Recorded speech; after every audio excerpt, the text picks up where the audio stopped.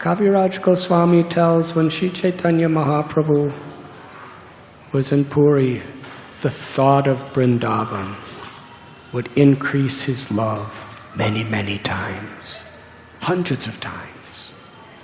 And when he was en route to Vrindavan, through the Jarikhanda forest and all the other places, just knowing he was soon to arrive, that happiness increased hundreds of times.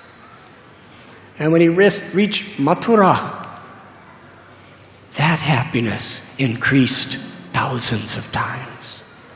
And when he actually entered into Vrindavan and was roaming around through the 12 forests, that ecstasy increased unlimitedly.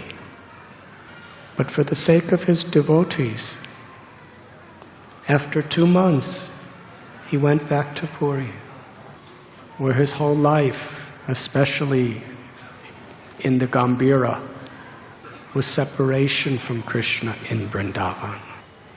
Sanatan Goswami, Rupa Goswami, Raghunath Das Goswami, they had immense wealth, power, youth, health, everything. Traditionally, people, they come to Vrindavan on a little pilgrimage, but usually when somebody's on the verge of death and there's no other way to heal themselves, then they come to Vrindavan. But these Goswamis that we have just named, they had youth, they had health, they had power, they had everything. But they gave everything away to live under the trees, on the ground, to wear only the clothes that the Brijabasis would discard because it was worthless to them. And they would make a kopan out of it. And to beg with such gratitude. Sanatan Goswami was the prime minister. And the king divided his entire fortune with he was like his younger brother. And he was a beggar. He was begging. Let us meditate on this spirit. He wasn't just ritualistically begging. He had such honor for the Brijabasis. He was begging for some of their food. Not because he needed food, because he considered the mercy of the residents of Vrindavan to be a treasure that cannot be valued in monetary terms. When we hear these stories, we can appreciate Srila Prabhupada's kindness to us. We have come where the Lord craved to come his whole life. We have come where the greatest scholars, politicians, billionaires renounced everything to be. We are in Vrindavan.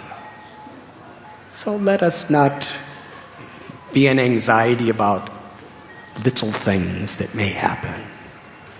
The nature of the mind in a conditioned state is it wants to cheat us of opportunities.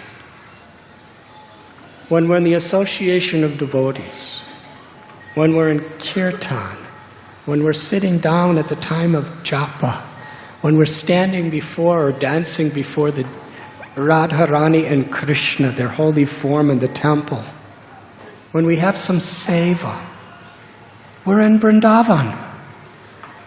We're being given the greatest opportunity for the highest fortune.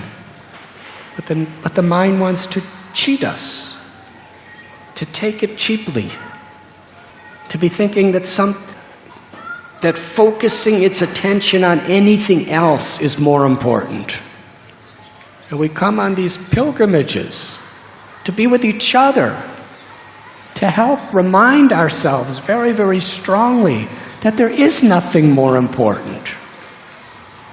Birth after birth after birth, the mind wants to cheat us by putting other priorities to consume our attention. But Harinam, Vaishnav Seva, Jiva Doya, service to the devotees, sharing this wonderful gift with the people of this world, these are the jewels of life. And we come on this pilgrimage to deeply appreciate that treasure and take it back with us wherever we may go in the world.